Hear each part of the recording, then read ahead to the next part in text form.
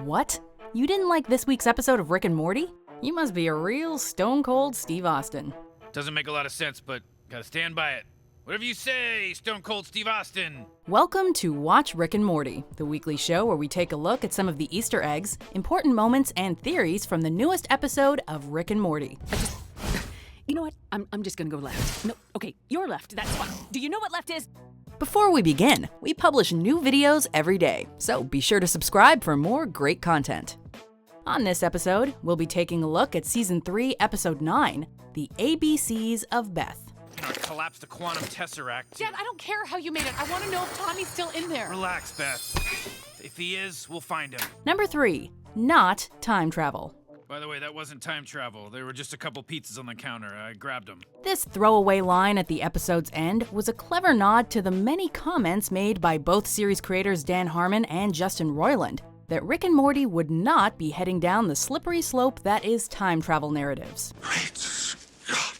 Despite multiple dimensions and infinite versions of each character coexisting in the universe, and in some cases in a giant citadel, it seems the creative team behind Rick and Morty have decided that time travel is where they draw the line. Don't someone mess with time! No, with time, mother. Though they've mostly kept to their word, the episode A Wrinkle in Time does feature a time-traveling fourth dimension being who hunts down Rick. But since it wasn't Rick or Morty doing the time traveling, we will let that slide. I will mess with time. Number 2, Crutabulon versus Barracks. Go get him, honey. She's always hunting. This episode featured two distinct yet familiar alien species fighting it out. That's the last of them.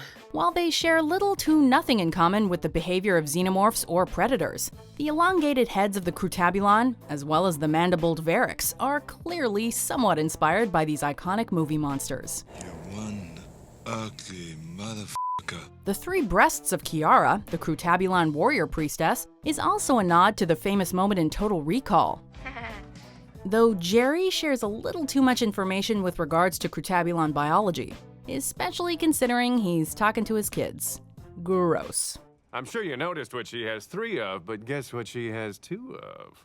Before we get to our top moment, here are some of the best lines from this week's episode. Tommy, I'm sorry you think you deserve an apology. Oh my God, I'm my father. You are now prisoners of our exalted ruler, giver and taker of life, humper and consumer of mortality, dispenser Guys, of if I life. can interrupt, we're way ahead of the reveal here. Yeah, just take us to King Tommy. Hey Jerry, this is Michael down at the Antique Phone Rentals. I'm gonna go ahead and let you off the hook for the $70 late fee. You can go ahead and keep that answering machine. Nobody really uses those anymore except for exposition on TV shows anyways. Number 1, The New Adventures of Rick and Beth. As much as I hate to admit it, ABC's The Bachelor. I can make a clone of you. A perfect instance of you with all your memories, an exact copy in every way. It'll love and provide for the kids, do your job, and consume broadcast network reality TV on the same allegedly ironic level as you. Did Beth decide to take Rick up on his offer to leave behind a clone of herself in this universe, while she goes off to explore the multiverse and find herself? Or did she choose to stay with her family and lead a normal life in spite of her, for lack of a better term, Rickness?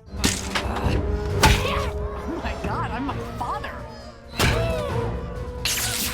The episode chose to leave us with an ambiguous conclusion rather than a concrete answer. But the strangely intimate interaction between her and Rick at the very end had some fans speculating as to whether Rick joined her in her journey of intergalactic self-discovery.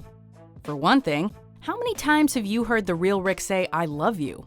As we are all well aware by now, Rick has little to no problem hopping dimensions, and it would stand to reason that he would leave behind clones of himself in order to maintain the status quo.